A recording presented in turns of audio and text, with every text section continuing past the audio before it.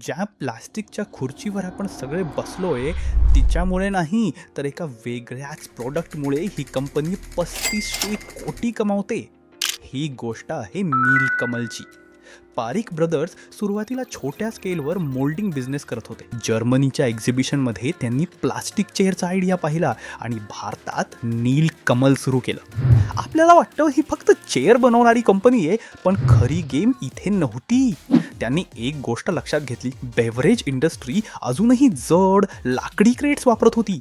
इथे त्यांनी मूव्ह केला प्लास्टिक क्रेट्स, हलके, मजबूत, पुन्हा वापरता येणारे. आणि हळूहळू मोठ्या कंपन्यांनी हे क्रेट्स वापरायला सुरुवात केली.